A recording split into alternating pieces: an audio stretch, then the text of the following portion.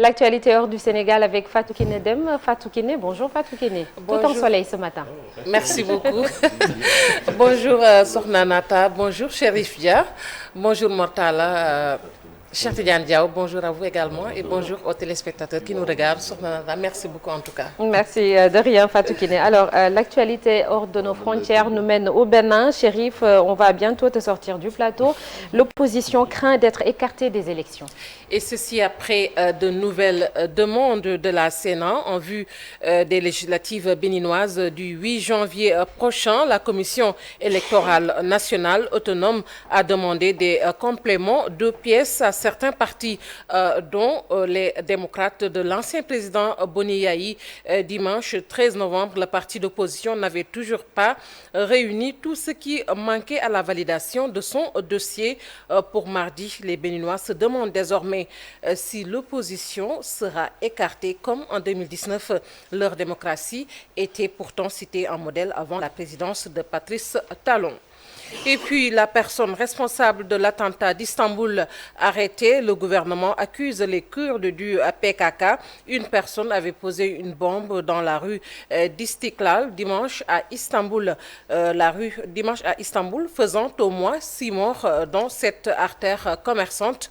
Le président Recep Tayyip Erdogan et son vice-président Fouad Oktay avaient auparavant indiqué qu'une femme était responsable de cet attentat. Il a toutefois accusé le parti des travailleurs du Kurdistan PKK d'avoir causé l'attentat.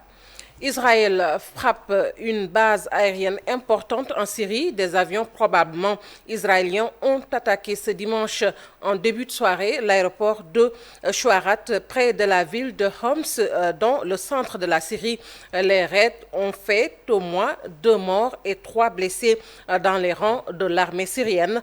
Selon l'agence officielle SANA, l'Observatoire syrien des droits de l'homme rapporte quant à lui 3 morts dont 2 officiers et 16 blessés. Au moins 4 chasseurs bombardiers israéliens ont survolé à basse altitude le mont Liban avant de tirer les salves de missiles solaires à partir de l'espace aérien libanais vers le centre de la Syrie. Et puis dans la région de Kherson, les Russes ont commis les mêmes atrocités qu'ailleurs en Ukraine, affirme Volodymyr Zelensky. Les troupes russes qui occupaient la partie de la région de Kherson récemment reprise par l'armée ukrainienne y ont commis les mêmes atrocités que dans d'autres régions d'Ukraine qu'il occupait, a déclaré le président ukrainien ce dimanche.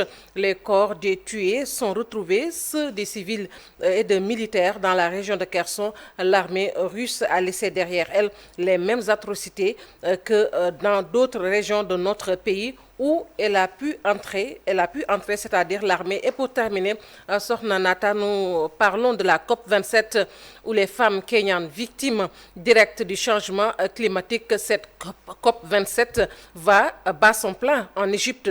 Un thème sera abordé, celui du sort des femmes face au changement climatique. Le Kenya fait face à une importante sécheresse, la 3e en l'espace de 10 ans. Le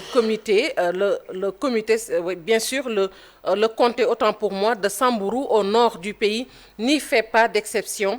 C'est un des plus frappés par le manque d'eau bouleversant le quotidien des femmes au Kenya. Sokhna Nata, c'est tout pour l'actualité hors de chez nous. Oui, situation très difficile. Fatou Kiné, tu reviens tout à l'heure pour la version Wolof de l'actualité hors du